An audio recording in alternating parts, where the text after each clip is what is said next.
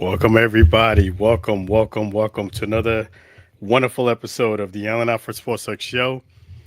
I don't know what happened to the intro, but hey, here we're starting a little bit later than we normally do on the show. This is just because we had a special event come up. So that's why we moved the show back a half an hour. We just covered the Tampa Baseball Museum Coaches Corner, outstanding event. Show you that right there. Larry Rothschild, Dave Magadan. I'm going to explain about this event and a lot more here on the Allen Alford Sports Talk Show. Thank you for joining us. Thank you for your patience. I know that we started the show half an hour later, and I just wanted to make sure that we made it on time because we was covering the event in Tampa. But before we go ahead and get the show officially started, let me go ahead and thank one of our outstanding sponsors, Chef G's Florida Barbecue Sauce. So delicious and addicting, you may need a support group. Make sure you don't forget to go ahead and come on by to 301 South 22nd Street, Tampa, Florida. And if you can't come down to Tampa, it's quite all right because we got something really special for you that's happening that you can take advantage of if you move quickly. And the nice thing is, if you do move quickly, you're going to get a chance to take advantage of something that is going to really blow your guest socks away and yourself blow it away. Because we're going to go ahead and give you an opportunity here on the Allen Alford Sports Talk Show to go ahead and take advantage of something real cool.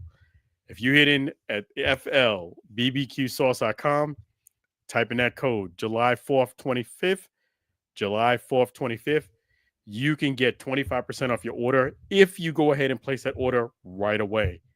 Nice thing is, if you move quickly, you can get that order before the 4th of July. Get your chicken ready, get your ribs ready, get your burgers ready. Nice thing is, it tastes delicious with all of them. Chef G's Florida Barbecue Sauce. So delicious and addicting, you may need a support group. Veteran created, made in the USA. You got the classic honey mustard bourbon made with Dunamis bourbon itself. That's right. flbbqsauce.com. flbbqsauce.com. Definitely don't forget that great sauce.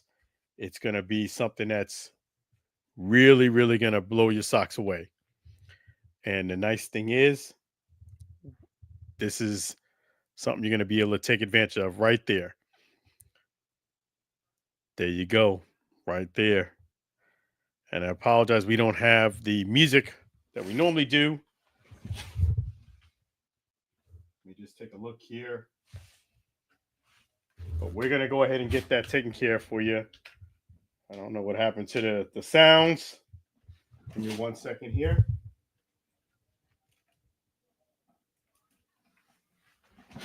Okay. Nope. There we go. We got the music back on. Here we go.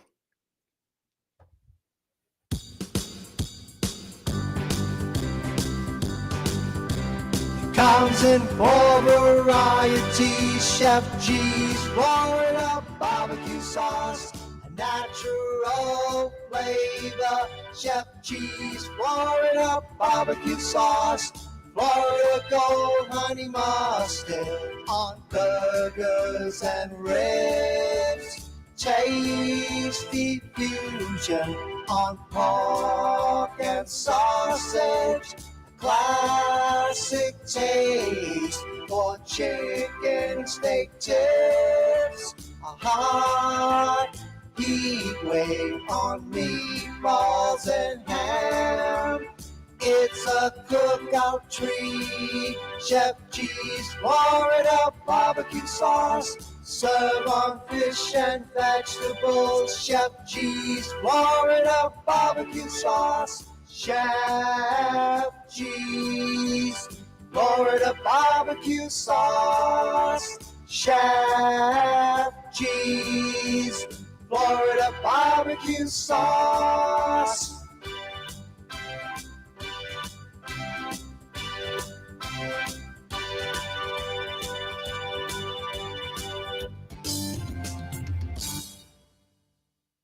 Chef G's Florida barbecue sauce. So delicious and addicting.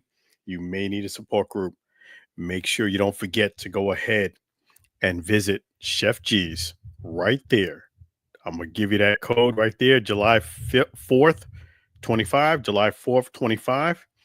Make sure you visit them right there at 301 22nd South 22nd Street, Tampa, Florida. If you can't come down to Tampa, it's okay. Visit them at flbbqsauce.com. flbbqsauce.com. Go ahead and hit in the code July 4th, 25. Enjoy 25% off your order. And if you move quickly, because it does ship fast, you will be able to take advantage of something that's fantastic. And that is having your Chef G's Florida barbecue sauce sent to you right away. Make sure you don't waste time. You go ahead and take advantage of it. Get that 25% off. You can't go wrong. You can't go wrong with that. So definitely the nice thing about this is you're going to be able to take advantage of it, and it's going to be a wonderful thing for you. So there you go. 25% off, July 4th, 25. The great thing is that we give you that insight here on the Allen Alford Sports Talk Show. Really appreciate your Chef G's. And the music that you hear is going to be throughout this broadcast. It's by Sam Scholar Songs. Sorry, we had to dish you with the first intro song. That was also by Sam Scholar Songs. I know it didn't come on, but due to technical difficulties, we got it back online. I'm going to talk a lot more about Sam Scholar Songs a bit later in the broadcast. But yes, it is going to be fantastic.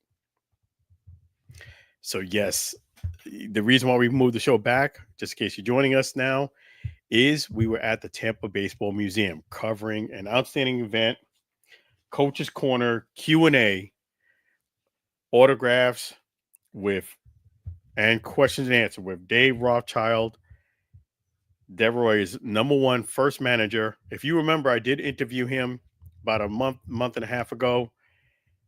And we had Dave Magadan, who also was a World Series champion 2007. It was an awesome Q&A. And I asked the question about Lou Piniella. Do they think, each one of them, if they think Lou Piniella deserves to be in the Hall of Fame? They unanimously said yes. It turned into a big discussion. Rick Vaughn was there, and I'll just say I'll post it up. It was about a 20-minute answer, and it was awesome. So I'm going to show you guys that entire interaction. Because of that reason, since I interviewed Larry Rothschild about a month and a half ago, and Dave was very into this answer, I really wanted to get that insight on that question there. They did more than I could have ever asked for, and then some. I didn't feel the need to go ahead and interview either one of them separately. It was awesome. I've learned in this business, don't overdo things. So yes, we're going to leave it as that. I did get some great insight from both of them. It was fantastic. Got pictures. The event was wonderful. Want to thank Arminda Mata and the Tampa Baseball Museum for, again, hosting a wonderful, magnificent event. It was just great baseball discussion. They had food there. They had, drinks, all inclusive. You had a chance to get 2 autographs from Larry, 2 from Dave. And they weren't really counting if you did try to get, 3 in 1. I think you'd have been fine, but it was awesome. The Tampa Baseball Museum is something that I can never thank enough. They do wonderful work in the community. If you haven't been to the Tampa Baseball Museum, I strongly suggest you go there, support the museum. And it's an opportunity for you to go ahead and see some of the great talent that is here in Tampa. That's what it's about. Lou Piniella is not just one. He's one of many. You have Gary Sheffield's here. You have Fred McGriff. You'll be surprised. Tino Martinez. If you're a Yankee fan, there is some players here in the Tampa area that you may not have realized that are homegrown from Tampa. and you get a chance to learn about the history of the Tampa baseball, how rich it is, how the cigars and Tampa and Ybor all connect to each other, how the first player from Tampa, which is Al Lopez, his house is where the museum is at. And I encourage you to come by. It's well worth it. Get yourself one of those books, those stamps, and as a token, and take advantage of it. That's what it is. Coincidentally, I'm going to let you know first and foremost, since you're watching live here on the Allen Alford Sports Talk Show, you deserve first dibs. We're going to be, the good times keep on rolling. So another event that we're going to go ahead and cover, it's another Tampa Baseball Museum. We're honored to have gotten that invitation. I got the information already sent to me. Step into history with us. And this is going to be where history and community and purpose come together. Tampa Baseball Museum. It's going to be Monday, July 28th from 5 to 8 p.m. Make sure you visit the Tampa Baseball Museum to go ahead and get your registration. And it's one brick at a time. Let me see here. Stay away for heroes. Stay away for heroes, one brick at a time. So this is fantastic. I'm going to be at that event as well, covering that, and then it's going to be something that we're going to make sure we do a wonderful job for that. And I definitely appreciate you guys watching us here in the Allen Alford Sports Talk Show, joining in live. That's the reason why I pushed the show back a little bit. But yeah, that is going to be another event we're going to be doing at the end of July. Thank you again for the Tampa Baseball Museum for gracing us with that invite. So let me go ahead and in fact put up something here.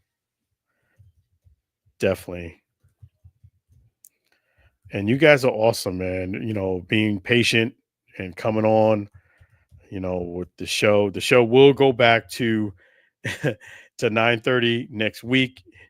I just wanted, in fact, the thing is I would have made it back in time, but it would have been rushed. I said, just to make sure that I'm not rushing on out of there, shortchanging anybody, let me just, move the show back a half an hour. And it was awesome. I saw Linda from the news was there. So I'll put up the pictures and tag everybody. I'll put up the video as well, the Q&A video. It was awesome. I'll do the Q&A video in two parts. I'll do the first part with the question I asked, because that was about 20 minutes by itself. And I'll put up another video with I was the second question I was asked. Yeah, it was the second question of the whole night that was asked. So yeah. And definitely the Tampa Baseball Museum, we're hoping that Lou Piniella does indeed get enshrined into the Hall of Fame. His next vote, from what I understand, his next vote opportunity will be next year. He missed it 2 years in a row by one vote. We're hopeful that he does get that vote and gets elected in. Not only am I going to put up that video and put it up in two parts, yes, I will be tagging in the Baseball Hall of Fame, because I do feel as if it's good for them to see what people think here in the Tampa area. You had Larry Rothschild, you have Dave Magadan, you had Rick Vaughn, who got the Lou Piniella Award. You had some members of the museum, patrons, that also felt and feel that Lou Piniella should be in the Hall of Fame. So props to Lou. Props to, his presence was felt even though he wasn't there. And Linda Hurtado from Fox News was there. Props to her. Her husband was there as well. And, it was fantastic. It's really great, and yeah, so Linda Hurtado and her husband was there. And it was it was awesome to see that. It really was, Man, it just goes to show you that yes, Jorge, her husband was there, and that's why you always want to be cool with people here in the Tampa area, and you want to be cool with people around because it's a lot smaller world. Jeff Fisher said it perfectly when I asked him about how did you get Hulk Hogan to be at the event. One of the things he said is the world is not as big as you think. Me covering the media, me being a guy that's met a lot of people here in the Tampa area and beyond, and working the media as well, I could tell you the world is not as big as you think. People know people, and you want to get along with people because you just never know who knows who. I've had that situation quite often, and I'm telling you that museum, the Tampa Baseball Museum, is awesome. So yeah, so since I did get a chance to, I interviewed Larry last month about a little over a month and a half ago. I didn't interview Dave, but I felt like his answer really was so elaborate and detailed. That's really what I wanted to know, his thoughts about Lou Piniella, because I am biased. I do want Lou Piniella to make it to the Hall of Fame. He did answer it, and it was turned into a big discussion. So I felt like that was good. That was good right there. And I did take a picture with Dave and with Larry, which was awesome. And I'm gonna put up all those pictures and the video. You guys get a chance to see that. And again, props to the Tampa Baseball Museum for outstanding event, outstanding evening. I can't thank them enough. Arminda Mata and her team. It's a real blessing to be there. And Chantel Hevia, who was the prior CEO before Arminda, was there in attendance as well. Props to Josh Weaver, Joshua Weaver, his full name, and yeah. So and props to Baseball Biz on Deck, Mark Corbett, who was there as well. He did leave a little early, but I did definitely see him before he left, and it's always cool to see familiar faces there. And definitely Rick Vaughn, who won the Lou Piniella Award. Well, I was at that event as well, so it's outstanding. And so July 28th, you'll see me there again. There is another event that I'm going to more than likely be a part of. I won't commit to it till this weekend, but I just want to let you know there might be another event early this month that I will be going to and covering as well.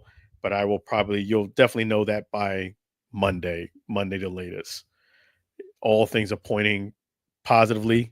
I just want to just double check. One thing about me is I always want to double check because I don't ever want to tell someone I'm going to make an event and then come back and have to rescind that. So I never want to do that.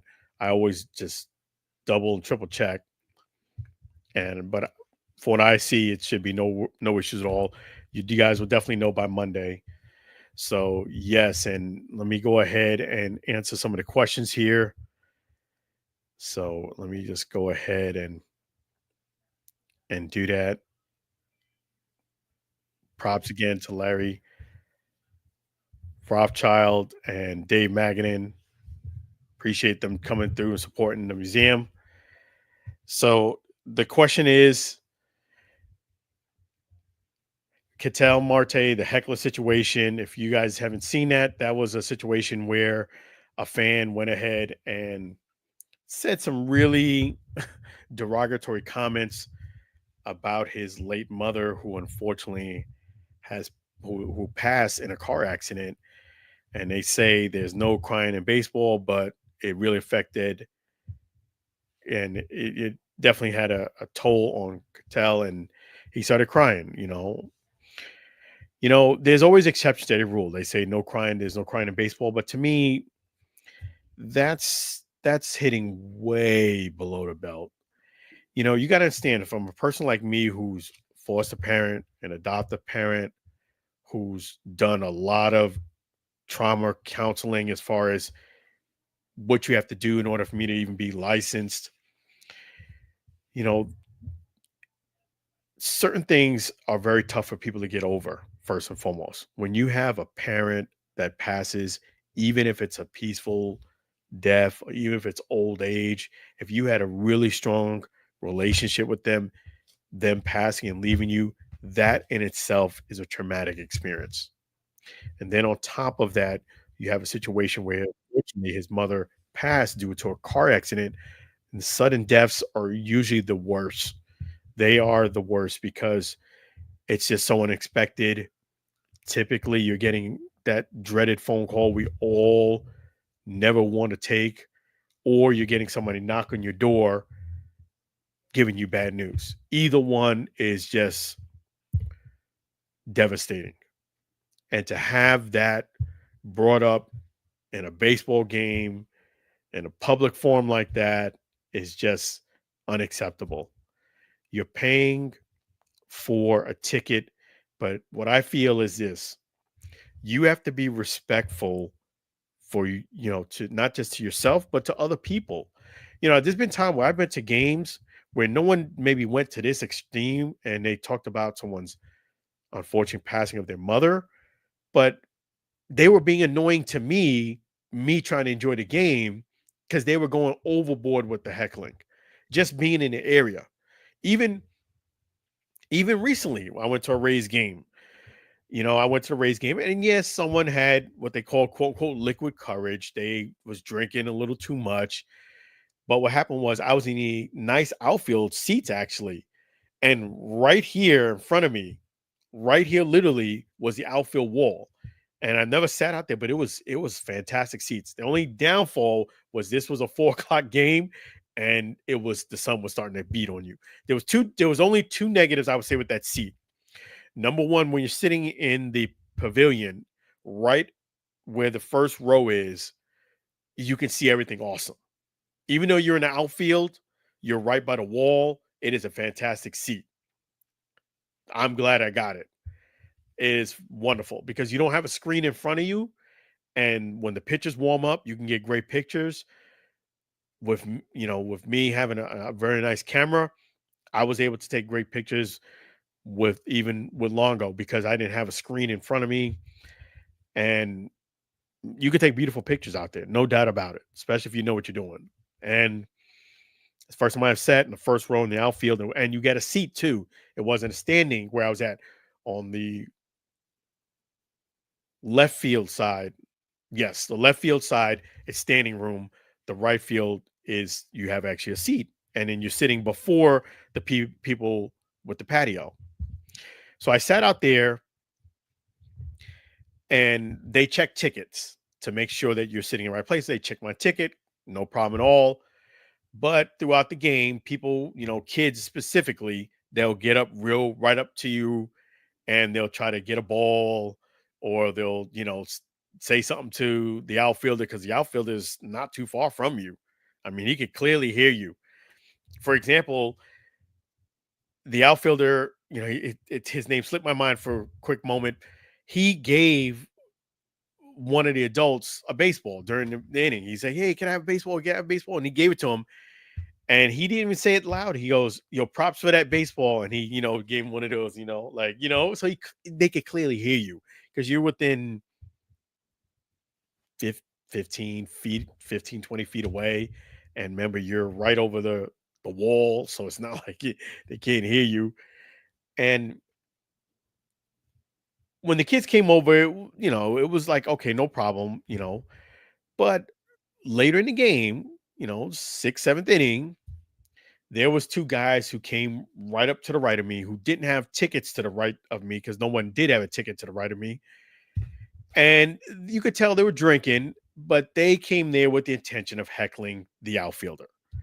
And just sitting there hearing them, which I couldn't, I will, and I get it, they were drinking. It was annoying to me. Like, okay, I was enjoying the game, it was peaceful. You came over here, you don't have a ticket next to me, but you came over here to the purpose of heckling the outfielder. It wasn't nothing like what happened with Mr. Marte, but it was annoying to me. It really was. And I didn't say anything, And then to make things worse, he spilled his drink and a little bit of his drink kind of got like on the table and dripped on me a little bit. Not bad, but I was like, "Come on, man! Like, really? Like, you're in a seat. You're not supposed to be here, and you're talking junk. And on top of it, you spilled your drink, and the drink is now spilled on the table and is rolled over to my side and dripping on me. I'm like, come on, man. So the point I'm trying to make is be mindful that when you're at a game and you're heckling and you're doing all that, you might be annoying to not just the player, you might be annoying to somebody who's watching the game and enjoying it. Like me, he was annoying me. And let's say I was drinking and let's say I said something to him. Lo and behold, he might have said something back, and then before you know it, we get into a scuffle. So go there, enjoy the game, drink responsibly, and know your limit. Okay. That's the thing. Some people come there, you don't have to be seen, meaning just because you have a ticket doesn't mean that the people are there to see the players and the play on the field. They're not paying to see you. I know some people get that in their mind, especially this day and age. They kind of like have self entitlement, so the social media and things of that nature. They feel a sense of, I got to be shown, I got to be seen. No, people are playing to see the players and enjoy the game. They're not paying to see you. No offense, but that's the reality of it. Be mindful and respectful. Yes, I agree with the lifetime ban. There's a certain things you just can't say at a ballpark. Did they maybe set an example? Yes, they did. And I'm glad they did set an example because that is hitting way below the belt. You're there to enjoy a game. Okay. You might say a guy sucks, whatever. I don't really want to hear that, but that's at least talking about his play on the field. Nothing more, nothing less. You can't bring up someone's mother, their father, because again, those are traumatic experiences. Some people never get over the loss of a loved one. Especially, my heart goes out to him, especially something like a car accident. I mean, just think about that. Put yourself in that position. I know that was years ago, but still, you bring up something that has trauma associated with it. Nobody would want to hear or get a phone call or someone knocking on your door. Nobody wants to get that phone call. That's sudden deaths are the worst. And I've unfortunately had to deal with a sudden death, not of a parent, but one of my good friends who I was his best man of his wedding. Unfortunately, he passed due to a heart attack, and unfortunately, he wasn't the only one that had a sudden death. So they're extremely traumatic. So just that stuff that's not wanted in a ballpark. You don't need it. Just go to enjoy the game. There's nothing wrong with just being quiet, enjoying the game, enjoying your food, enjoying the company, enjoying who you with, and enjoying it and cheer your team. But there's a line, and there's a line, and that's way past the line. Talking about somebody's mother who passed away, and you could tell this person was ignorant because they didn't probably do any research. And yes, I'm glad with the lifetime ban, and other players have chimed in saying that they've gotten DMs that was inappropriate too. Stay out people's DMs. Stay out the DMs. Okay. Players are there they're just like me and you. Take them with somebody who I'm, by the grace of God, and really blessed. I'm approaching 500 interviews. And that's just the facts. I've interviewed a lot of people, and I could tell you, people are people. Yes, they might have a lot of success. Yes, they may have accolades, but they still have at the core who they are. They're just like me and you. They have good days, they have bad days, they have things that in the past may have happened that they didn't appreciate. They have maybe met somebody who helped them up, picked them up, and everything in between. But at the end of the day, people are people. Just remember that. And people want to be respected. You want to get respect from somebody, you got to give respect to them. Respect someone. Having said that, let me go ahead and switch gears and talk about Jazz Chisolm. Is he correct in saying he shouldn't have been tossed out for questioning a low strike? This is the reason why I feel like the Rays may and probably will surpass the Yankees and take first place. And that is a lot has to do with Jazz Chisholm. Let's look at the facts, my man. You're batting below 250 for the year. You were batting below 250 for the year. So, yes, maybe that strike was a little low, but besides that referee, you need to pick up the game. Instead of complaining, start concentrating more. Instead of complaining, start concentrating more. I see Jazz Chisholm. He's out here complaining almost every other day. Shut your mouth and start balling out. That's it. I just got a chance to come back from going to the oldest ballpark in America. For those who don't know, that's Rickwood Field. And on top of that, I was blessed with the fact of meeting some of the Negro Leaguers that played on that field. Imagine that there are still Negro Leaguers that are still alive that you can still meet that played on that field. It was much more difficult for them back then. I got a chance to speak to them. Much more difficult. All they can do, even having their own league, was to get off the bus, get something to eat, and get back on the bus and go where you needed to go. Because if you strayed anywhere off of that, it was going to be problems and headaches for you. Racism was that thick. And on top of that, that ballpark, it was even more difficult to hit a home run. In order for you to hit a home run in Rickwood Field, it's a little bit easier now because they brought in the fence a little bit. But man, you got to really, really get a hold of one. There is no cheap home runs in that ballpark. Reason why I say that is because, listen, Jazz, man, whether you like it or not, you're a brother and you represent me and you represent yourself. You got to stop complaining and start concentrating. Get your average up. Yes, in baseball, it's very simple. If you argue balls and strikes, you are going to get thrown out of the game. You might say a sentence or two, probably watch, and you might question something nicely, and the ref may not throw you out. But if you sit there and talk too much, you're going to get thrown out. And I would just let it go. If to be real with you, yes, it was a low strike. But hey, okay, he called a bad strike. Okay. He makes mistakes just like you make mistakes.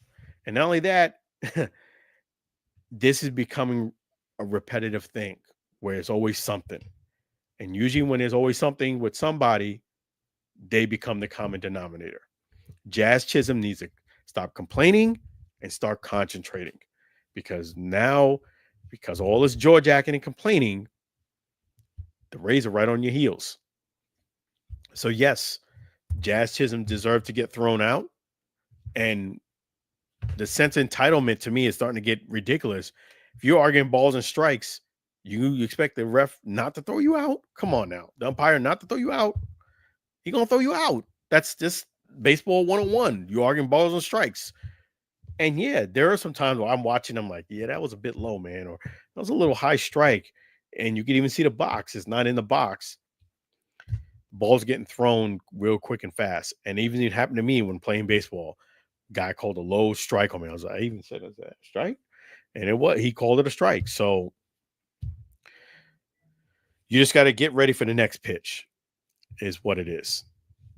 You got to get ready for the next pitch. And having said that, we're going to get ready for the next pitch right now. We're going to bring on the legend. Hey, how you doing? Good evening, Alan. How you feeling? All right. Man, I appreciate you. I thank you for coming in a bit later than usual. I was at an event for the Tampa Baseball Museum. I can get more scores in that way. Say again? Getting more scores in that way too. So okay, good. So anything cooking? Well, Mets are in a bit of a slump, and they're already causing some concern. I mean, June has not been a good month for the Mets. They've been losing the mediocre teams. They lost to Pittsburgh tonight, which is also mediocre. They did manage to win a couple of games this week. They won 2 against Atlanta, but for the most part, June has not been very kind, and fans are not happy. I mean, they're always starting to complain. Oh, we're collapsing. We were sure they didn't get the playoffs last 2 months of the season. Now we're on a collision course with ourselves. Oh, the humanity. Oh, the horror. Oh boy, you know. But they're not. I mean, they are facing a tougher competition. And June is when you start to separate from the pack. And, you start getting hot now. That's how I might foretell for the rest of the season.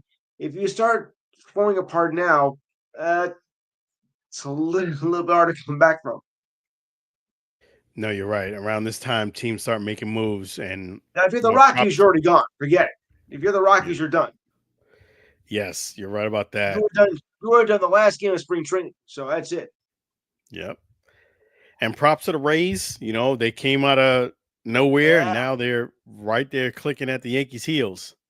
and so are the goofy Blue Jays. Yeah. See, that's the Yeah, thing about 162 games is that you can be yeah, 8, 9 games out of it 2 months ago and be right on the heels this month.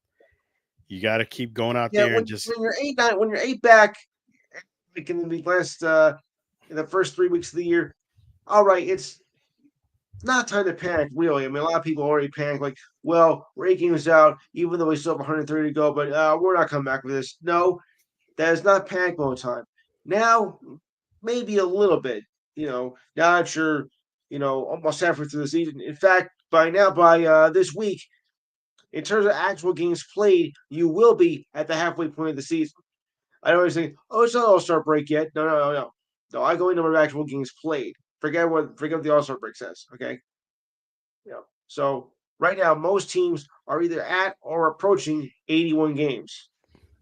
yep, you're right about that as well. And The thing yep, is, the Rays are one will game behind. yeah. The thing is, will the Rockies make 20 games before Tuesday? Will they cross the 21 mark before Tuesday? Can you imagine that? July 1st, and you haven't won 20 games yet this year. Now that is sad, and that is sad, pathetic. Mm, Yes. yeah, that is pretty sad. You're right about that. I mean, the Yeah, White Sox were 18 bad wins, last year. 63 losses, Yeah, I mean, the White Sox were bad enough last 222, year. Now you got this. 222 win percentage. That's a win percentage. Yeah, 32 and a half games out of first place. And by September, about 62. Yeah, that team is quitting, man. Quitting. They never got started. Man, Yes. Yes. that's tough. Mhm. But yes, you know what? I got to get your thoughts. OKC, they went ahead and pulled it out. Excuse me. Once Alberton went down, that was it. No questions asked. I mean, they came in game seven, on a high mark. They beat the Thunder on their home court, which was, I think, kind of expected. So they had the momentum going into that. But I don't think anybody expected Halberton going down with an ACL injury, and he's going to be probably out for next year. And once they lost him, I think we knew that the Thunder were going to just riot out and take it. And that's exactly what happened. I didn't even expect it to go 7 games. I thought the Thunder in a sweep. I know everything's crazy for saying that, but the Thunder against the Pacers, Thunder were the overwhelming team all year long. I don't think they were going to choke in the in the finals. Okay, maybe I was a bit too overconfident in saying it was going to be a sweep, but because the Pacers have come back all year.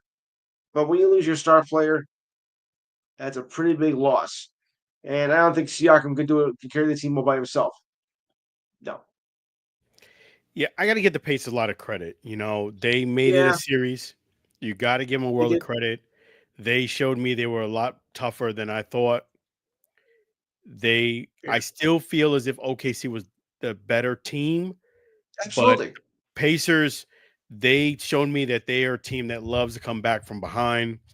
Mm-hmm. I remember I used to compete against a salesperson like that. It's He fun. would always love to be back from behind and come back and get you rather than being ahead and kind of like being like Tiger, being up. He Was Like he? Was he Tiger most? didn't do as well when he was from coming into last day from behind. No, He no, didn't he did do as not. well that in that situation. He liked to be ahead and just Yes. is game over coming in the third day.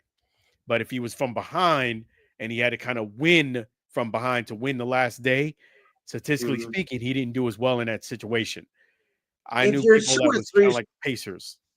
if you're under 3 strokes, it's doable to do that. But if you go further behind that, it's kind of hard to come back from. Yeah, you're gonna need a little bit of help. You're gonna need, which Yeah, is not impossible. If someone shoots a bogey or double or triple in one hole, and you come out there with a birdie or at least par, you can chip away. should have seen the Masters. Oof. Yeah, you can do it. But and you would think with a guy like Tiger, he would have done that a lot, but he usually likes to be ahead coming into the last day. Even if it's a stroke or two, of course, if it's more, the better. But if he Yeah, comes in that last day and with a lead, watch out.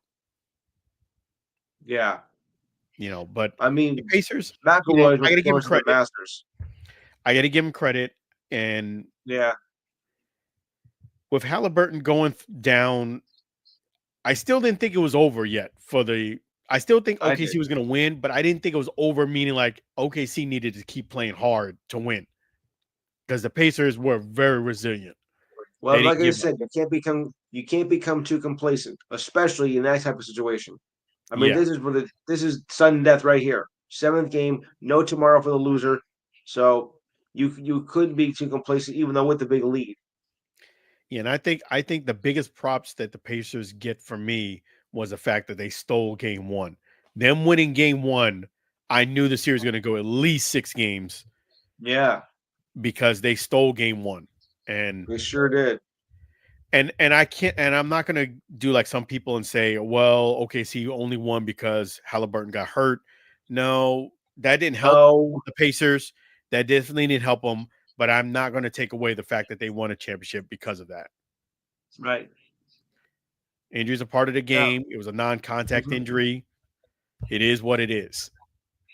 Now let's keep in mind this, folks, that this was not their first championship. Okay, now I know I'm gonna get a lot of flack from this because I have already. But remember that OKC was not always OKC. They were the Seattle Supersonics, and they won a championship back in 1979. So everybody's saying, oh, well, they've never won a championship before. No, no, no, no, no. You people who were born after 1979 are the, thinking first championship. Your generation thinks that. Well, your generation is nuts anyway. But, you know, it's not like when the Phoenix Coyotes moved to Utah and just completely abandoned themselves and forgetting that they even existed. This, these teams are related. So while you think, well, it's their first championship, no, it is not. They won with Seattle. They moved to OKC for whatever reason, but they are related to the Seattle Supersonics. That's like their ancestor. So I look at it as if they won 2 titles, just under 2 different names, but they did win their second title. Yeah, well said. That's right. So, Yeah, those are your ancestors. and to me, the better team won. I picked OKC to win the Absolutely. series. I did pick them to win the series. It is Now, unfortunate what happened to Halliburton, but I am not going to take yes. away a championship from OKC. Now, what do you think the Knicks' chances are next year of winning? With Halliburton out for the year, and for the Celtics, they look a little shaky too. So, do the Knicks have maybe a chance next year to win it? I don't. The Knicks, to me, I was they just they find a way to mess it up. They got rid of their yeah, coach, who brought them yes, Mr. Stupid. all the way to this point. So that could be right there. That can kill the chemistry of a team. I know. So to me, the Knicks are one of those organizations that will do something to frustrate you, and they kind of can't get out their own way. They made actually a new soap opera out of it too. Yeah, like Yeah. you just Well, they made a new soap opera out of this whole thing too.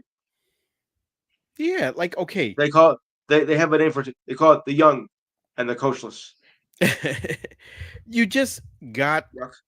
you made it farther than you ever have in a gazillion years, And what do? You reward the coach by firing him. You were not better Yeah. than the Pacers. You were not better than the team that won. You see what I'm saying? Like, Yeah. you did great, but you might need to add a piece or two. What do? You fire the coach. That wasn't How's that smart. adding a piece? That's not. That's not. That's taking You should have away. kept everything. You should have tried to keep the nucleus together and see if you can get somebody in a draft or trade for How do you somebody fire else. someone who took you to the conference finals for the first time in 25 years? Yeah, you How? should have drafted someone and or looked to trade to get somebody, add two more pieces, and that would have made a big difference. What do? You get rid of the coach. So next year we don't know what type of team we're going to see. Guys, when guys get turned off, they don't care. Obviously not. They don't care. So, And you fired the Timberwolves coach for what? yeah. And I look at the Knicks as one of those organizations that they just cannot get out their own way. They Well, do just for, they do something I great think. and they'll Well, take one huge step forward and then five steps backwards. I think Dolan had something to do with this. Yeah, he does. I mean, He's an idiot. yeah, He's the worst owner in professional sports. He is the worst owner. and I think for some reason with basketball, a lot of egos get put into play too, where the Yeah, fraud GM, especially. the owner doesn't feel like he's getting enough credit. He'll get rid of the coach to bring someone else in just so he can get more credit.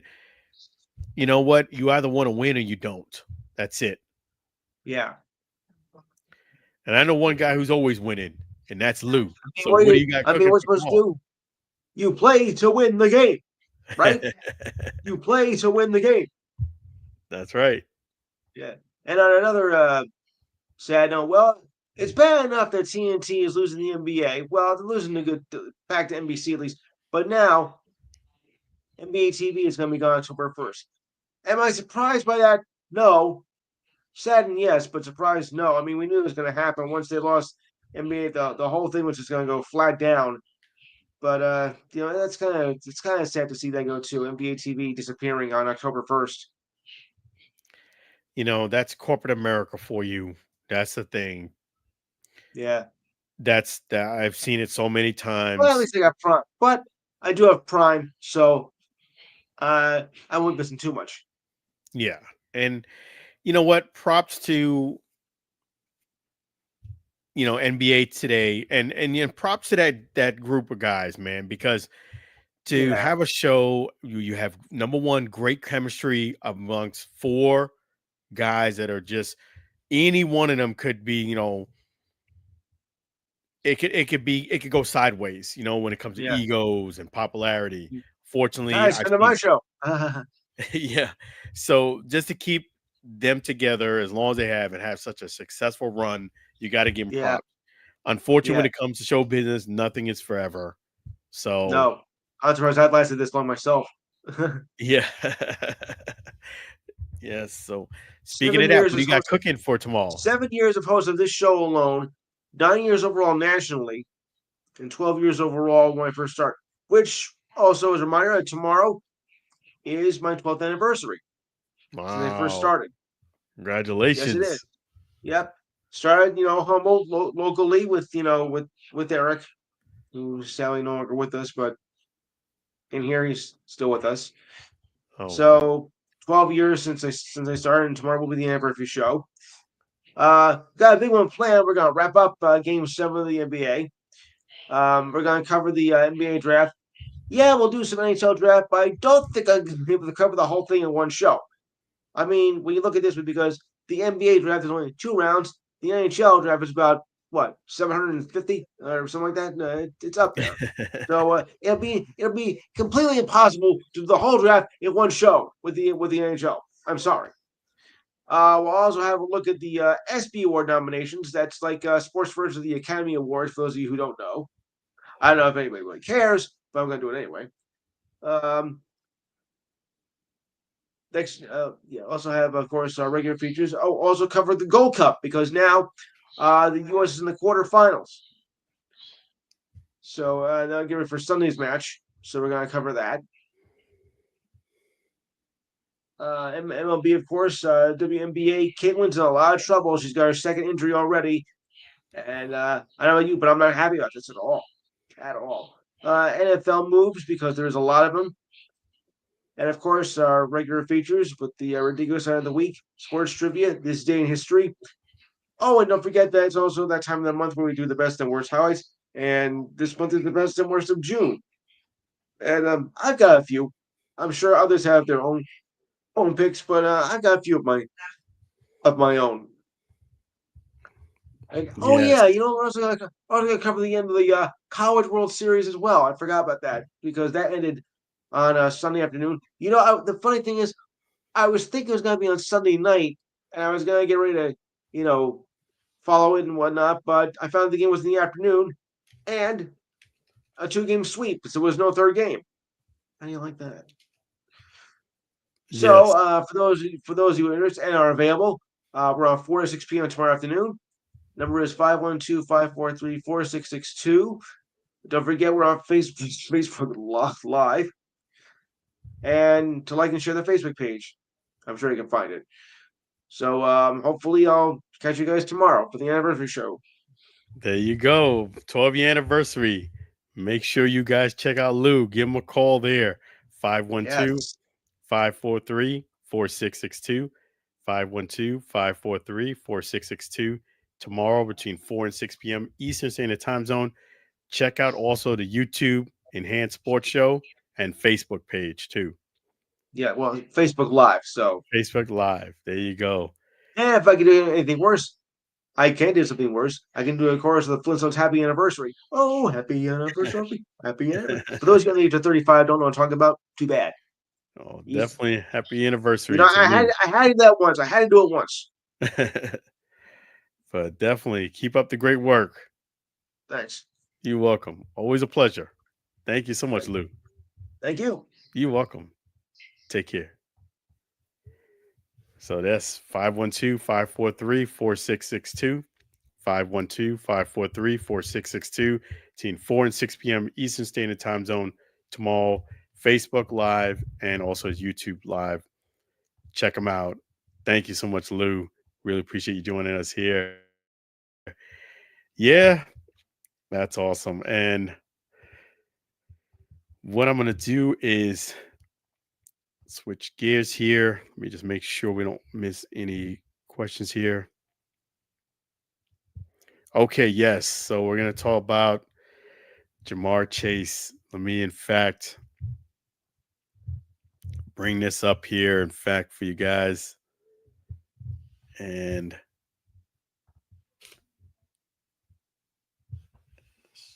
okay.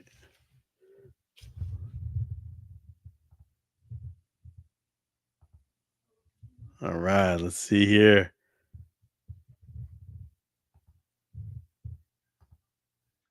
We go ahead and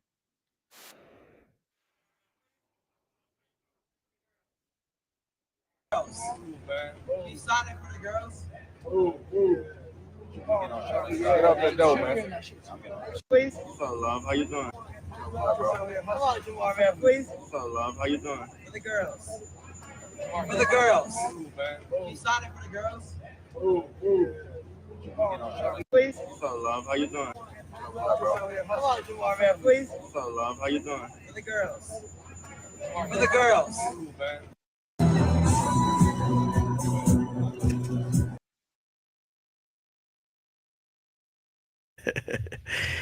yeah, let me just oh, so we got a comment here. Oh, great.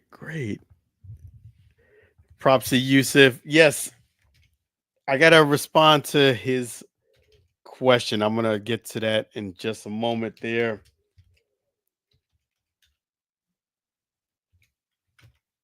Let me go ahead and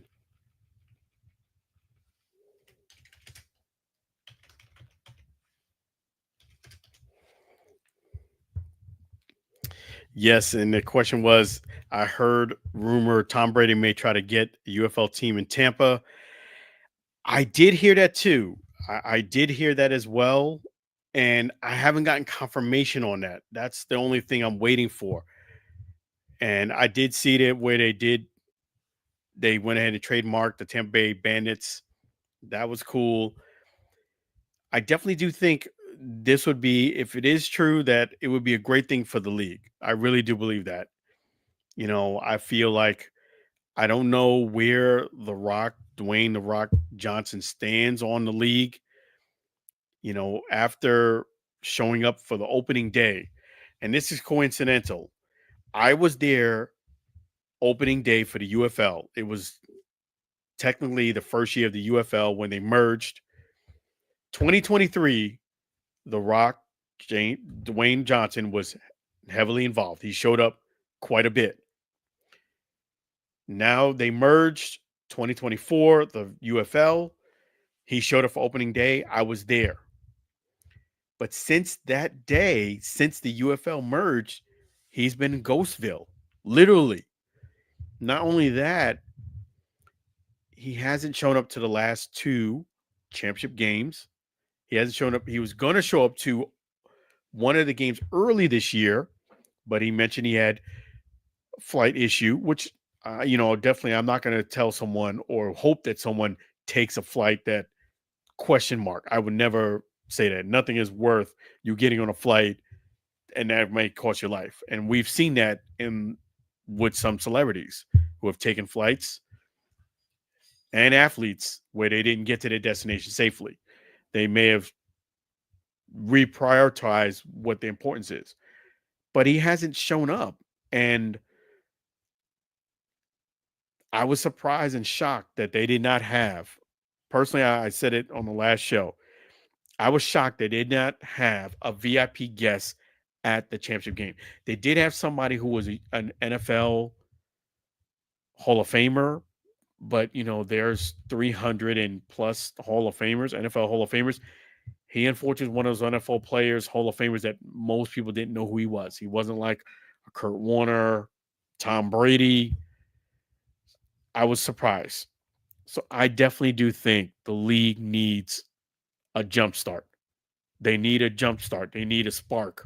They need to put Tom Brady in there or somebody to get the league kind of like restarted, re-kicked off, because I feel like the league has lost some momentum is in my personal vibe on this. And I hate to say it, but I've been to every championship game, and when you don't show up, meaning The Rock, and you don't have a special guest show up, you could have had, as I mentioned, Jack Black show up, or somebody is maybe not in sports. Jack Black, Kevin Hart, one of your cast members in Jumanji show up to a game and just support. That would have been great, because let's say you did have Jack Black came through and supported. Fans would have saw that and like, man, I need to show up to more UFL games, because if I show up, there's a possibility that Jack Black or Kevin Hart might be there. But if you don't have anybody show up and you don't show up yourself, it's a bad look. I'm talking about The Rock. So I definitely do hope that Tom Brady, it isn't just a rumor, and and yeah, absolutely. I feel like it needs a jump start. It needs like some jumper cables, you could look at it from ER, like you're getting like that line. You need something to jumpstart it, because if you're not showing up, and that's not a good thing. Yes, the fans have kind of moved on. I'm talking about the Battlehawk fans, but you need a jump start here. You need something to give a spark. Yes, I agree. It's lost some excitement since the merger. I I can't put my finger on it. I really thought the merger was going to be a good thing as far as excitement and more fans and things of that nature. Last year, it started off well, but I think it's become like an anomaly now where, and I love what the league is saying, that it's in for long haul. They're not in for the game, which is very good, but it's got to make business sense at some point. If you're not getting fans to come to the games and you're not getting viewership at a certain level, yes, you might be good, but I mean, where's the money coming from? That's the thing. I definitely hope that is confirmed that Tom Brady is looking to become one of the owners of the league. And they add not well, if they do add the Tampa Bay Bandits, they're gonna have to add another team. I hope that the other market that they add the other team in gives it a jump start. But they need a spark. It's like a quarterback team is like not getting any points, not getting anything done. You put in a substitute quarterback, he gives you a spark. That's what the league needs. The league desperately needs a spark. And I was very surprised that they did not have any special guest show for the championship game. I was really surprised. I was hoping upon hope that The Rock would show up, and if he didn't show up, at least they put somebody in there. I know that Tom Brady was there last year. I was a little skeptical that of him showing up to the championship game this year, only because it was an ABC game, not a Fox game. Why it was an ABC game and not a Fox game when they have a contract with Fox is beyond me. But I was a little skeptical about him showing up just because of that. If it was a Fox game, I absolutely think. Oh, and that's another thing. The Tom Brady was away. He was on vacation. I did see him. I even liked this post. So he was not available. I was so hyped when they had the Guardians, even with their record was poor. Yet that would be a great thing for me personally, just because I cover the Renegades, and to have a team in Tampa much closer, that would be awesome. I do got to give the UFL props on this. They did have it accessible for me throughout the entire season for Zoom. So even the championship game, let's say if I didn't show up, I would have been able to participate via Zoom. I know it's different Zoom versus showing up, but they did have it. So that was really cool. Yeah, we when we had the Guardians, no issues there. Yeah, I haven't gotten confirmation on Tom Brady. I'm hoping and praying it's true because they need a spark. Just for example, my son was watching some of the footage of Travis Hunter when he was at Colorado before he got drafted, and I was like, "Look, all the fans in the stand. Why can't the UFL have half of this? Why can't they have half of this? Not even like the whole thing, but half. Every game is like packed, 60, 70,000 people there. I think Tampa would be great for us too, but people need to show up. People need to show up. And Tampa, that's the only thing I worry about Tampa is that there's so many other things you can do.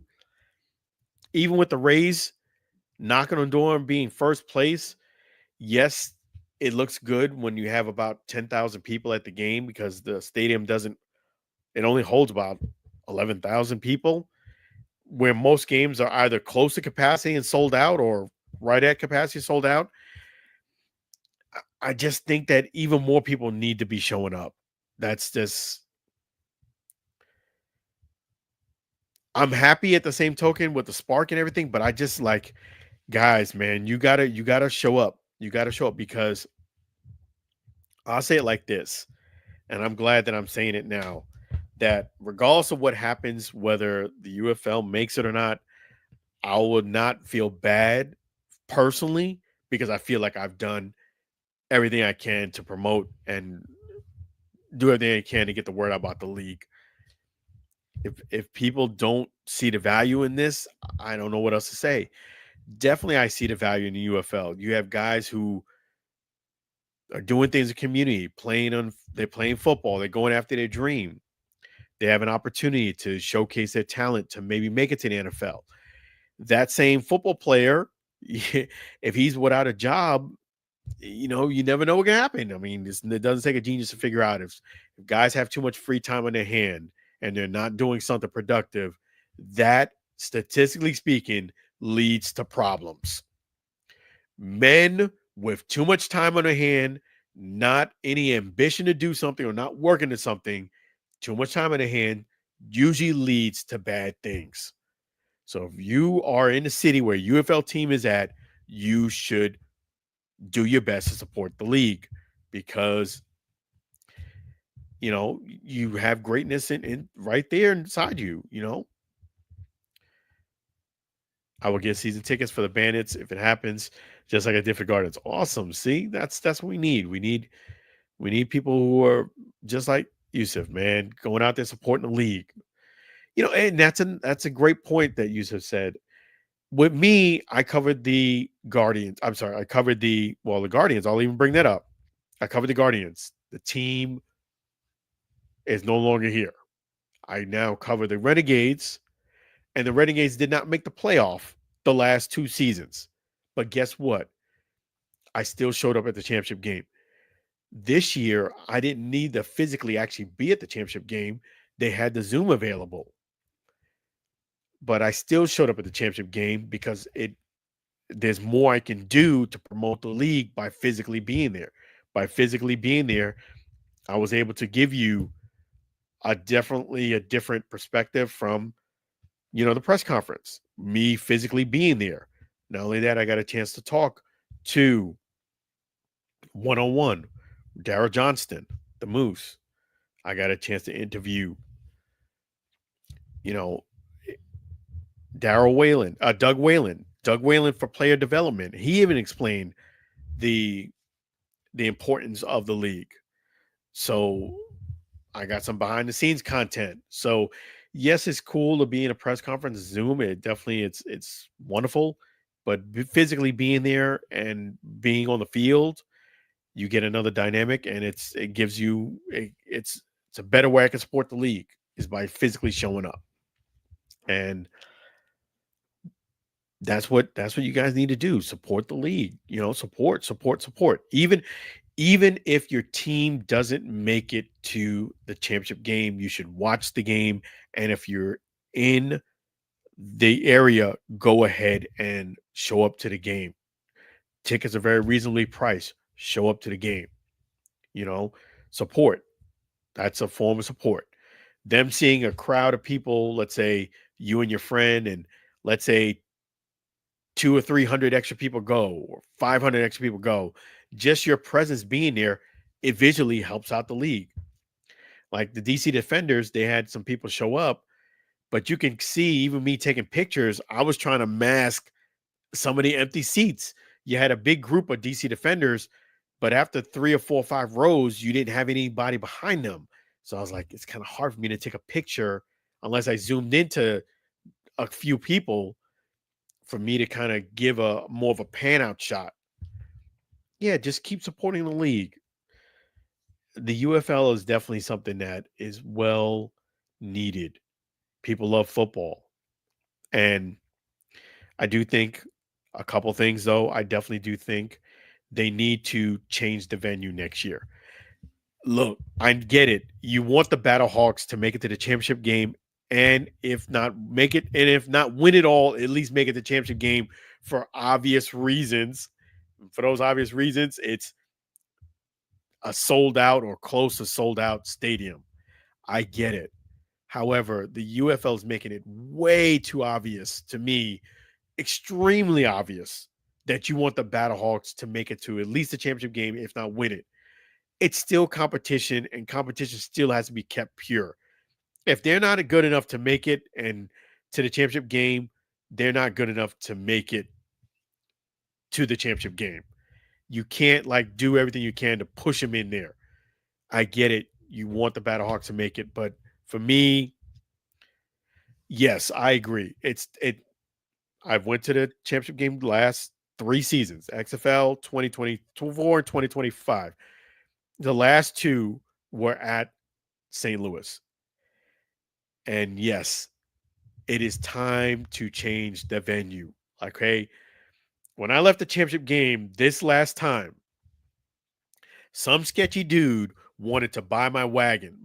I used my wagon to put my AV equipment in there, my bag. I put in a wagon because it's much easier to carry. And he wanted to buy my wagon, which I was using, and he wanted to give me $100 for it.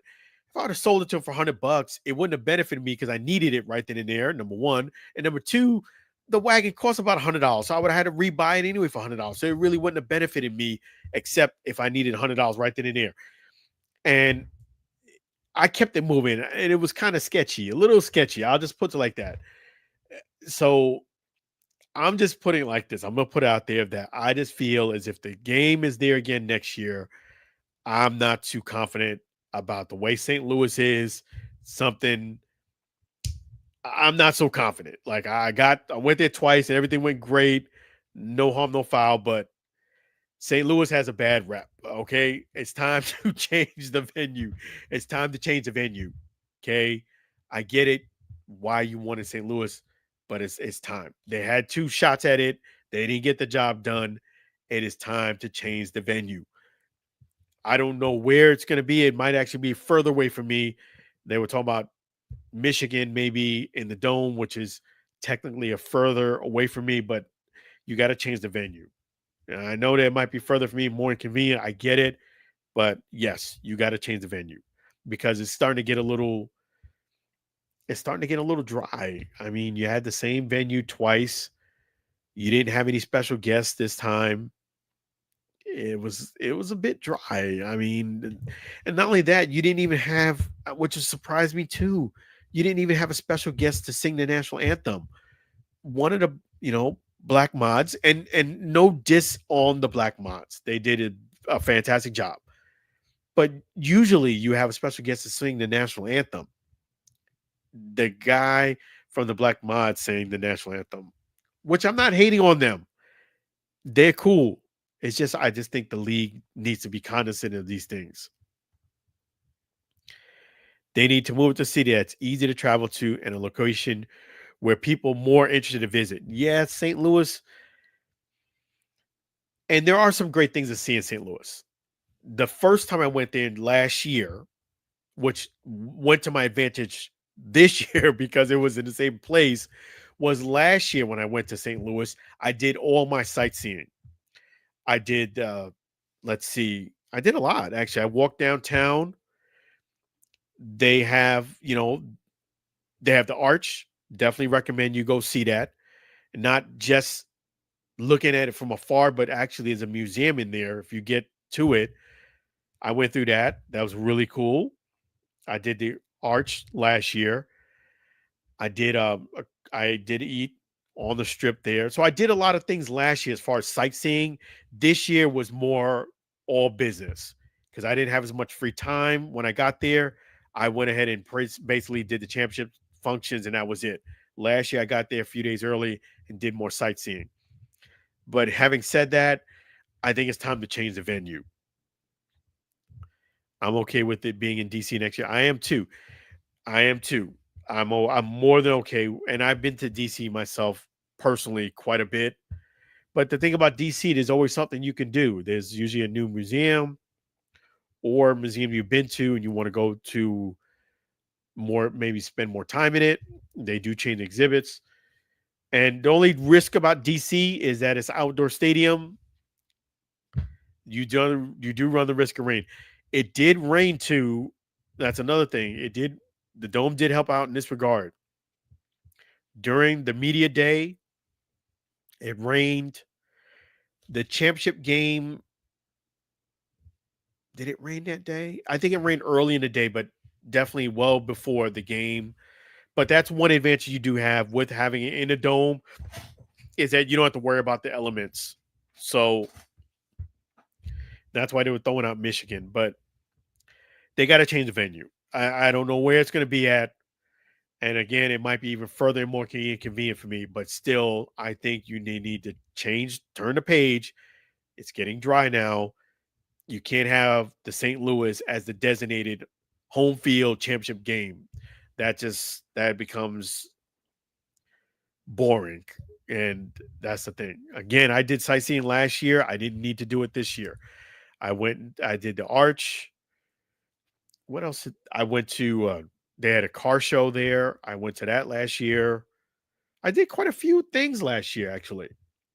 I went to Busch Stadium. Nice thing is if you go to St. Louis Battlehawks, if you're a St. Louis Cardinals fan, it's not too far away. You can walk to there. It's a decent little walk, but you can do it. And they and last year, props to the St. Louis Cardinals. They did give me tickets to go to the game last year. There was no game this year around the time of the championship game. Props to the St. Louis Cardinals because they did give me tickets to go to a game last year. Unfortunately, because it took me so long to get down there, I wasn't able to make the game. but I did send him a thank you. Yeah, I heard Seattle Sea Dragons may come back too. I'm cool with the Seattle Sea Dragons coming back. The only thing I question with that is the coach even said it, and a few people did say that when Seattle was there, logistically, because of travel, it put a strain on the league. So that's the only thing I question. Like, okay, I'm not hating on Seattle. I thought it was really cool, their team and where they were playing at. But if it's going to be a problem logistically, because it's so out west, even the coach said it too. By the way, I in a press conference, like I was going to ask a question about them traveling, and I decided to ask as a second question. My first question asked something else. Somebody, the next question or question after, someone had asked them about traveling to Seattle. Even the coach said it's kind of hard for us coming out from Seattle to a game, even like mid, not even all the way across town. They were mid, and I believe it was if memory serves me right, I believe it was the Stallions that were going to play. But logistically, that's where the Seattle Sea Dragons have an issue.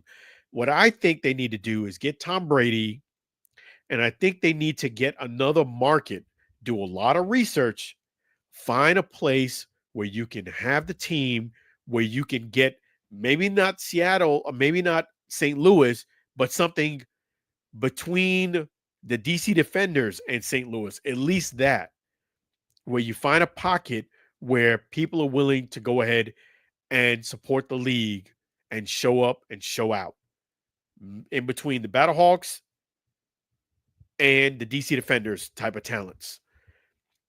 And I think that, to me, I would be cool with San Diego. I think that will be the best thing for the league because you kind of know what you're going to get if you get the Seattle Sea Dragons. I would say get a team where you can, it's not going to strain you too much logistically. And it's a place where they're desperate for football that you can have something in the neighborhood of the Battlehawks. I think that'll be the best thing. You do that and you get Tom Brady in Tampa, that brings up a spark in the league. So adding two teams in the right places because this league definitely needs a spark. It absolutely, positively needs a spark, and I'm encouraged by what they said. They're in it for the long haul. They definitely want this thing to work. I can feel it from them, but it's got to make dollars and cents. People got to need to show up. I think time coming along and another market, a big market like that, they bring on. I did want to send my regards and may rest in peace, Fred Smith. And Fred Smith, for those who don't know, was a big supporter. He's the founder of FedEx. He's a big supporter of the Memphis Showboats. Even though the Memphis Showboats had one of the worst attendances, they wasn't going to get rid of the Showboats because Fred Smith poured in a lot of donations and a lot of money for the Memphis Showboats while he's still living. I don't know how that dynamic is going to play itself out now that unfortunately he's no longer around. I really don't. But he's the sole reason why the Showboats kind of are still hanging around because of lack of support, lack of attendance. But because you had the ace in the hole, Fred Smith, who was from Memphis, and he was, you know, he's a multi-billionaire, was a multi-billionaire. He was able to fund a lot towards the league, and they was able to keep the Showboats. I don't know what's going on with the Showboats, why they don't come out to the game as much. But yeah, so there's a lot of question marks, and they were talking about moving up the time frame as far as moving up the league time frame. I said it before and I say it again. I felt as if the way they had it with the XFL was perfect. They had about a 2-week break after the NFL Super Bowl. Then 2 weeks later, they started up the season. Now you got about a month and a half cool down period after the Super Bowl. I think it's too long. By the time the UFL starts up, people had already turned the page and moved on.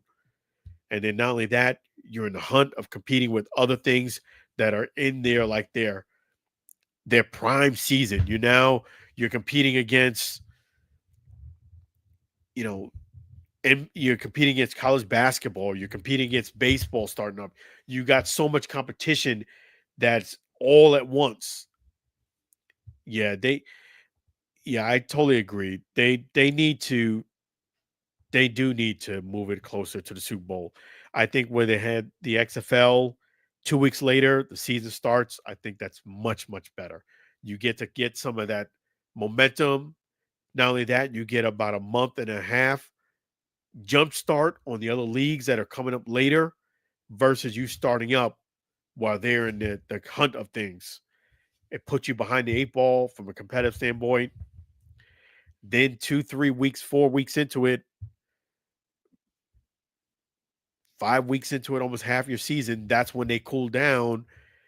Half your season's gone, and people are like, okay, well, I didn't watch it already. Why am I start watching now?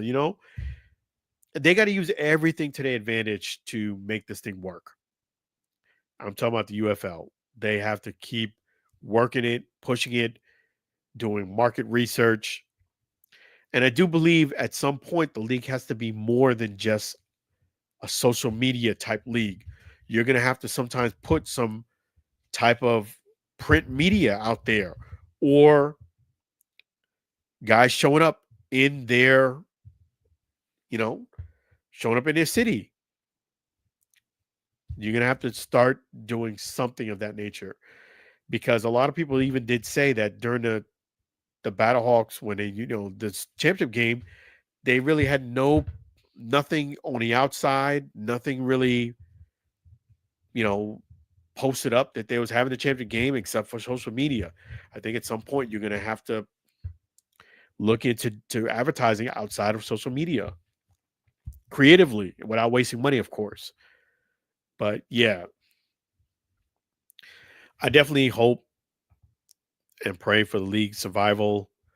They're saying that it's going to keep going on. That's great.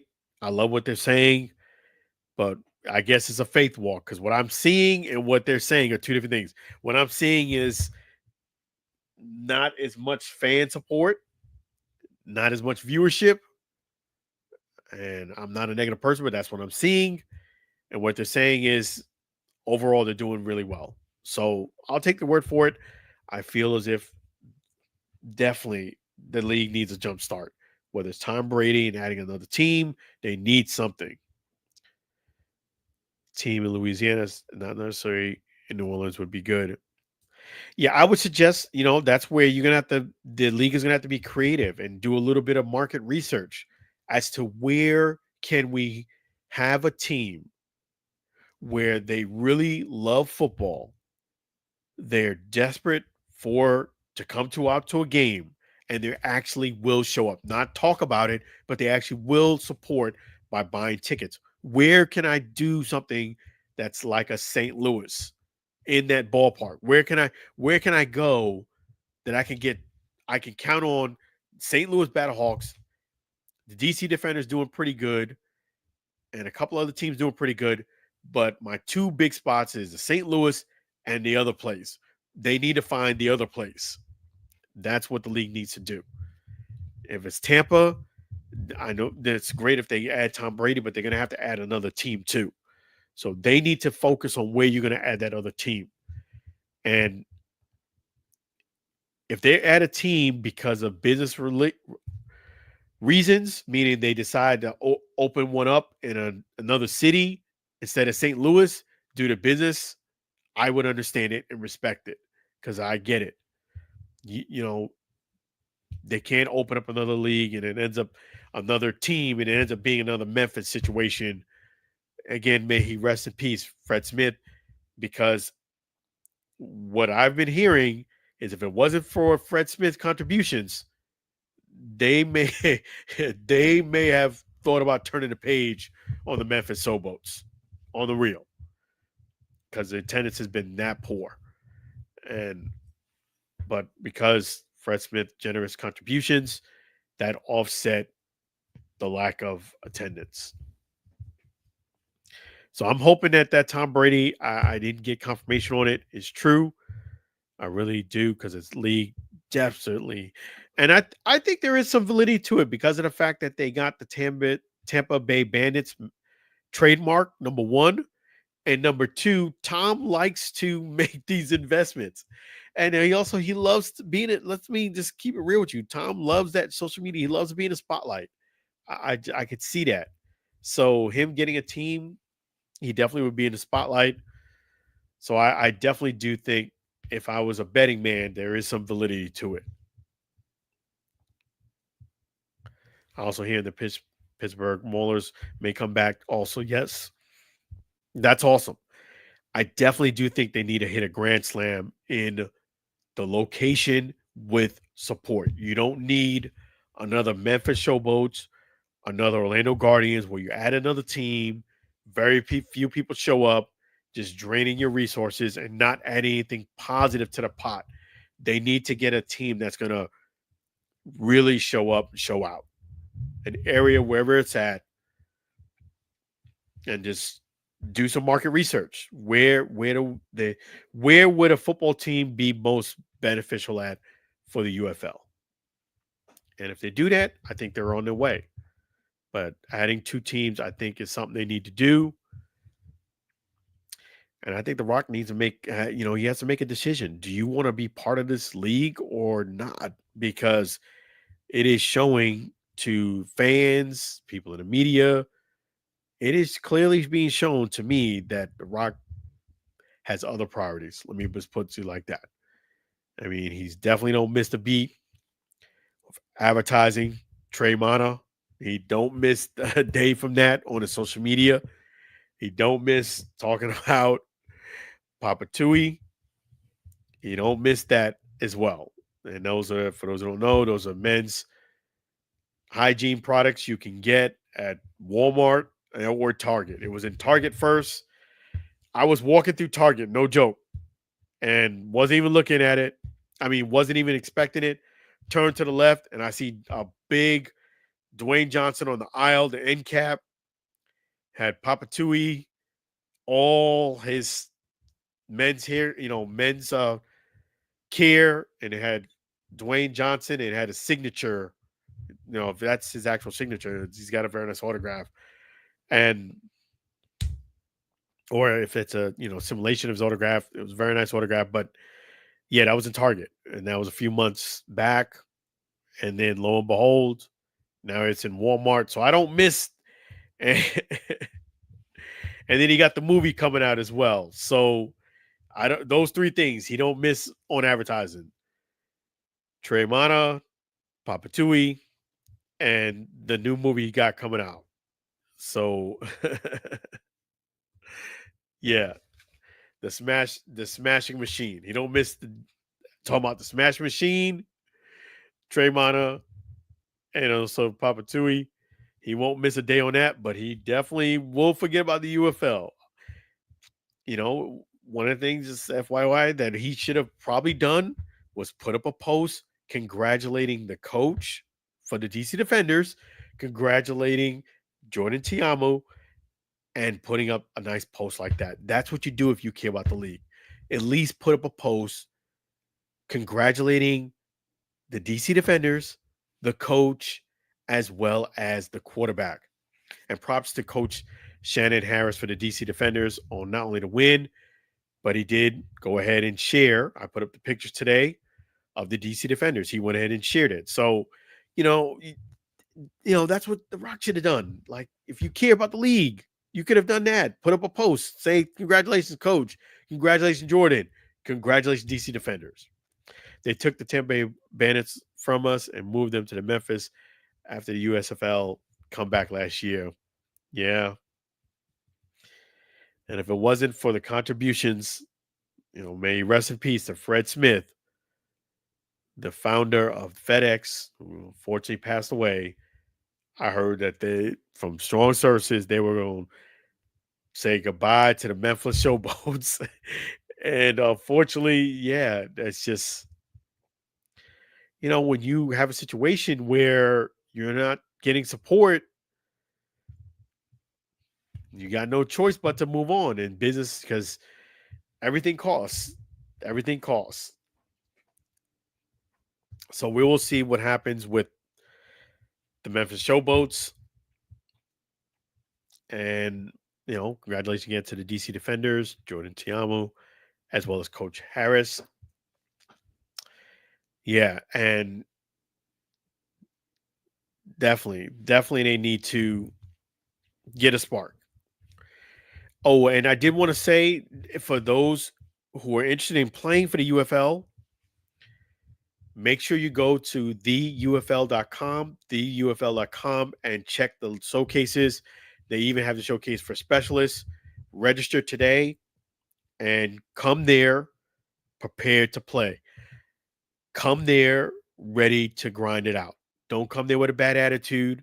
Don't and when I this might sound redundant or obvious, but I've seen players get into at a showcase.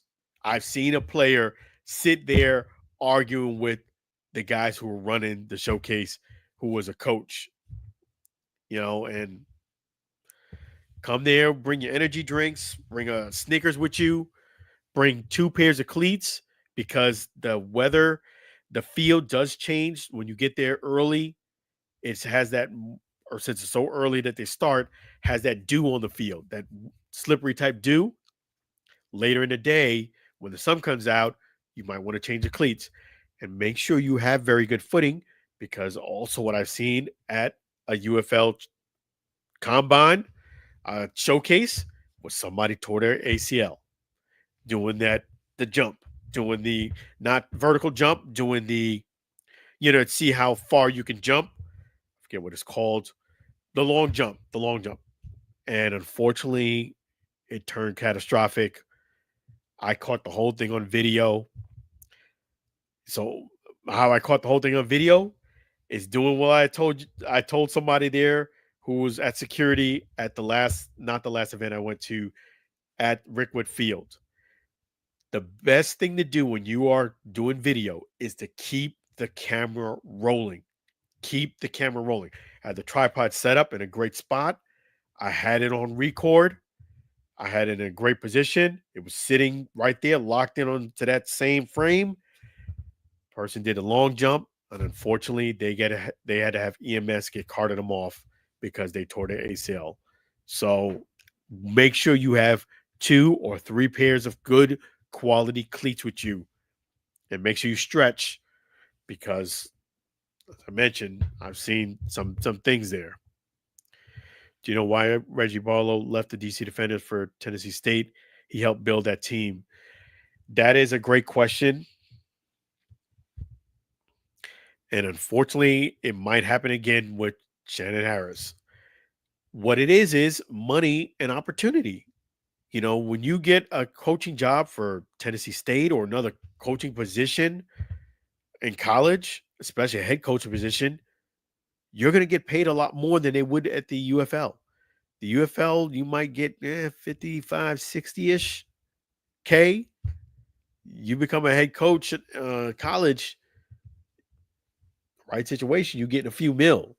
So it's at the end of the day, it comes down to money and opportunities. And the reason why I say it might repeat itself because at the end of the press conference, after they won the championship, somebody who I know very well in the media had asked Coach Harris, "Hey, are you going?" They flat out asked because he said, "I know that the season's over. I might as well just ask. Are you going to go and join Reggie Barlow in Tennessee State, or are you coming back to the UFL to coach again?" And Coach, he was quite frankly did not give an answer. He said, "I don't know yet.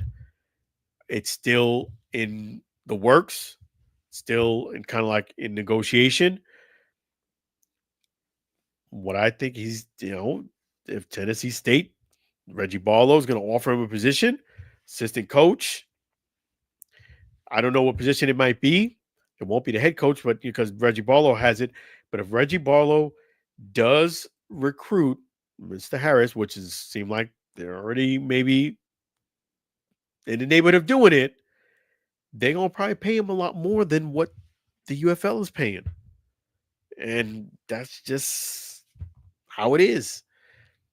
I watched Travis Hunter, some of his my kids were watching it, and I caught a little bit of it, and it was showing the last season behind the scenes. Like he had his social media team following Travis Hunter. Man, there was 60, 70,000 fans strong in Colorado. So they have the money. They can pay coaches millions and millions of dollars. So I think it might happen again. He's Reggie Barlow literally said, he didn't say exactly, he didn't say it in a harsh way, but he's waiting to see what type of opportunity, couple things, what type of opportunity the Reggie Barlow Tennessee State is, and if the league, the UFL, actually gives him the head coaching position. Because from what I've heard from insiders is that they haven't formally actually offered him the head coaching full-time job. He's right now an interim coach, quote unquote interim coach, from what I understand. So he's waiting to see if the UFL is going to give him an offer to be the quote unquote full unprecedented head coach, and or what Tennessee State and Reggie Barlow is going to offer him for him to be a part of Reggie's team.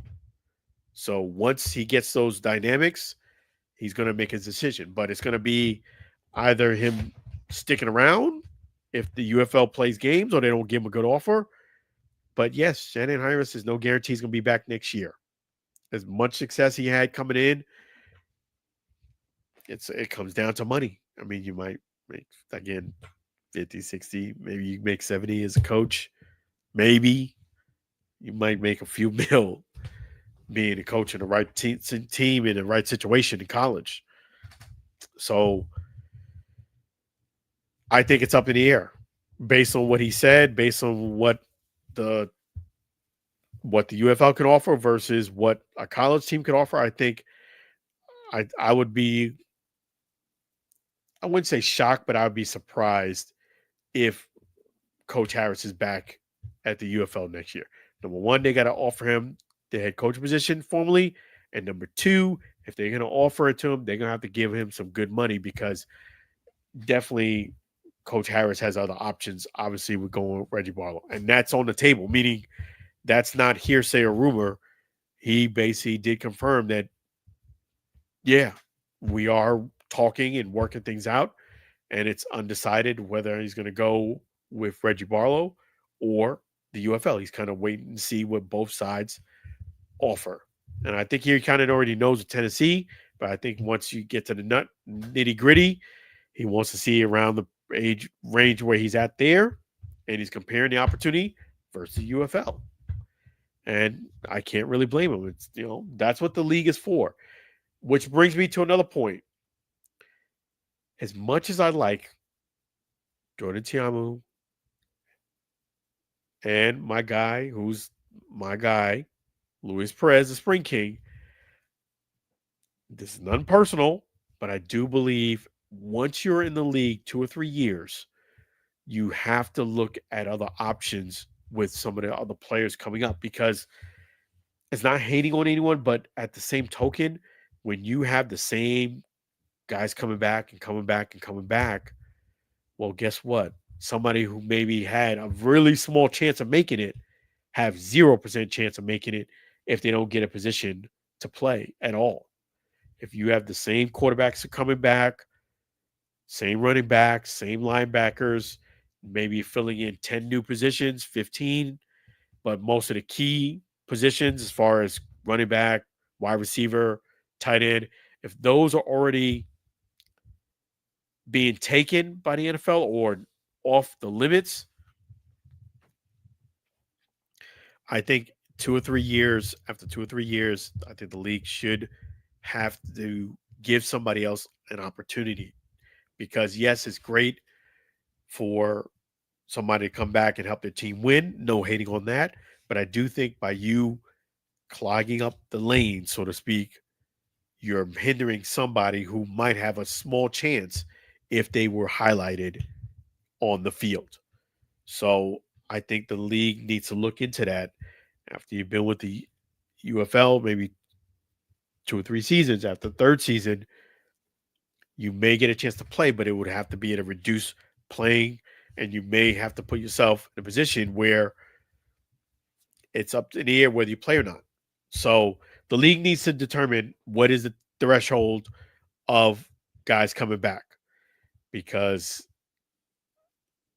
the showcase is one thing if you make the team, but you also got to give that player an opportunity to show their worth on the field. So I think the league needs to come to a decision of how many years a repeat player could come back to the league before they have to move on. And having said that, I did want to say with Jamarr Chase, he absolutely did the right thing with him shunning the girl. Listen, he knows it, and I know it, and everybody watching that video knows. Those girls are after one thing: my man's wallet. They after his wallet. So he did the right thing by just keeping it moving, not saying anything rude or crass, not getting into confrontation. Yeah, you gotta. One of the biggest downfalls of guys is lust. Definitely, you got to keep focused on what you're doing and keep looking forward. Yes. So okay. So let me just bring up something real quick on the NFL. Let me pull that up here. I got to bring up something here. Press conference. Let me just see here. There was a few press releases I just want to go over with you guys real quick. Yes, Justin Tucker is officially suspended for the first 10 weeks of the 2025 regular season. Tucker's suspension will now take effect on a cut down roster.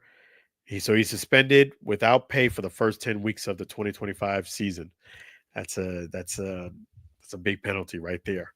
10 weeks of the season and no pay within those first 10 weeks. Now, I know he's a multi-millionaire, but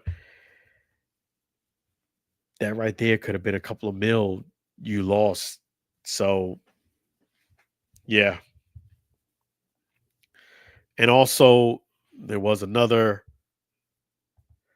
fan registration is open for free entry to the 2025 NFL Flag Championship presented by Toyota. So the fan registration is open. Make sure you download the app. And the great thing about the flag football competition that's open, you're going to have gameplay, college fair, and scouting showcase, Madden Gaming Lounge, interactive exhibits, and sponsor activities, player meet and greet opportunities, photo ops and memorabilia, local food, and culture spotlight. So come there with some money and have a good time.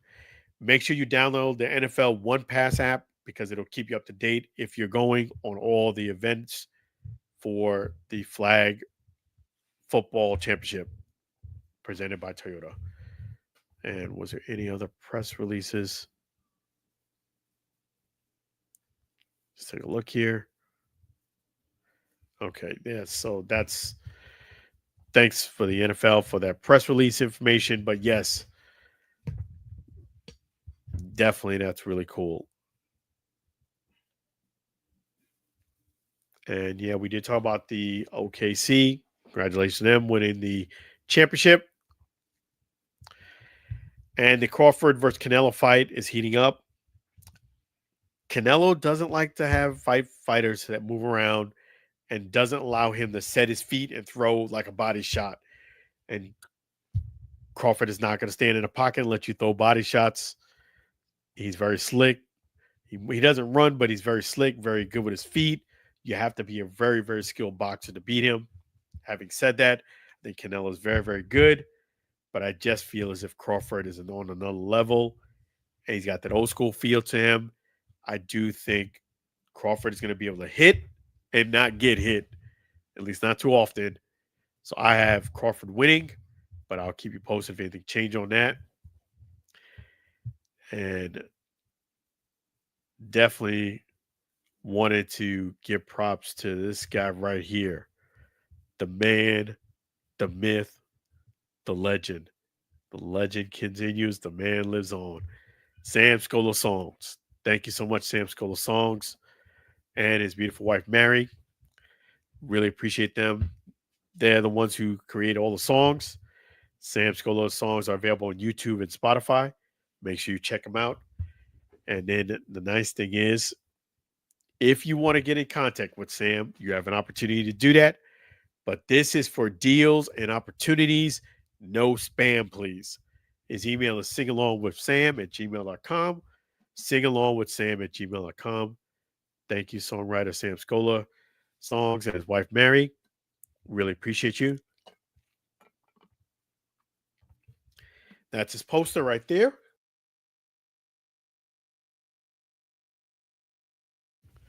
Yep. And definitely don't forget all of those songs are available on YouTube and Spotify. Even the Chef G song. So props right there at Sam Scola Songs. Really appreciate you. So yes,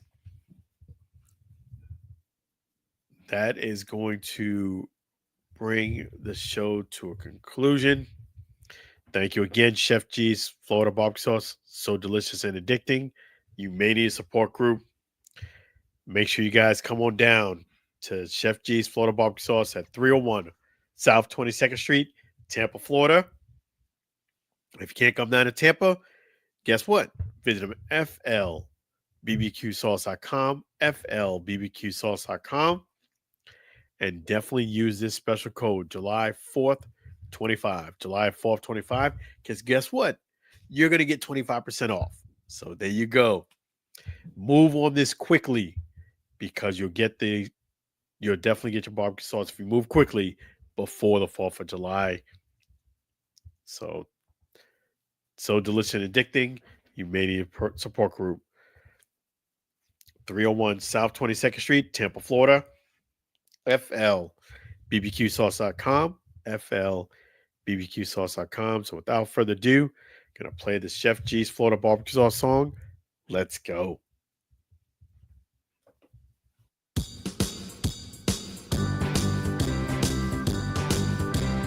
Comes in four varieties, Chef G's Florida barbecue sauce, a natural flavor, Chef G's Florida barbecue sauce, Florida Gold Honey Mustard on burgers and ribs, tasty fusion on pork and sausage, classic taste for chicken steak tips, a hot heat wave on meatballs and ham.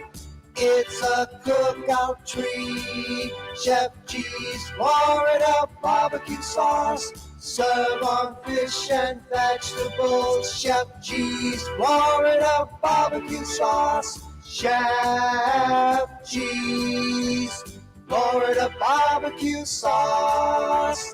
Chef G's Florida barbecue sauce.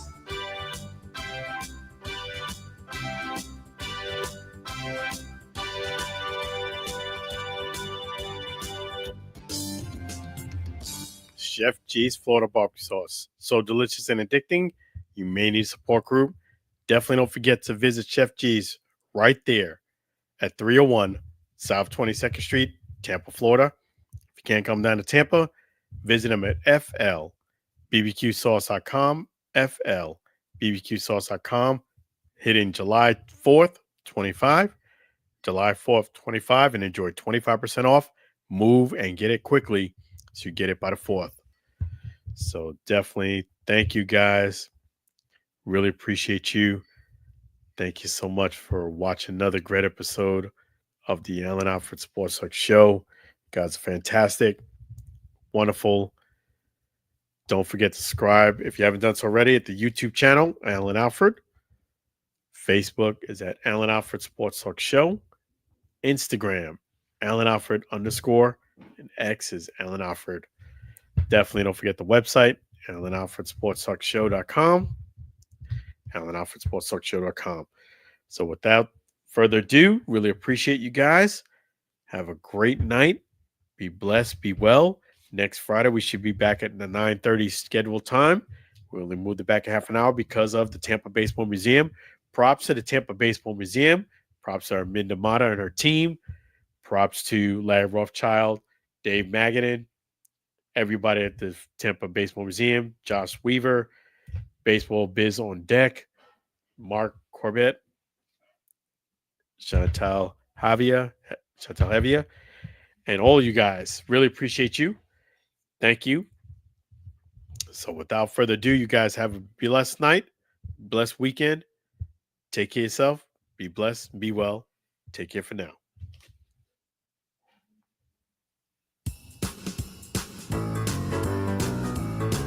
The Alan Alford Sports Talk Show. The Alan Alford Sports Talk Show. Your host is here for the show tonight to interview our special guest. Show highlight the Alan Alford Sports Talk Show. The Alan Alford Sports Talk Show. Football, basketball, baseball, hockey, soccer, boxing, tennis, golf, and racing. The Alan Alford Sports Talk Show. The Alan Alford Sports Talk Show. Tune in for all the news and scores, reporting on the games and so much more. The Alan Alford Sports Talk Show. The Alan Alford Sports Talk Show. The Alan Alford Sports Talk Show. The Alan Alford Sports Talk Show.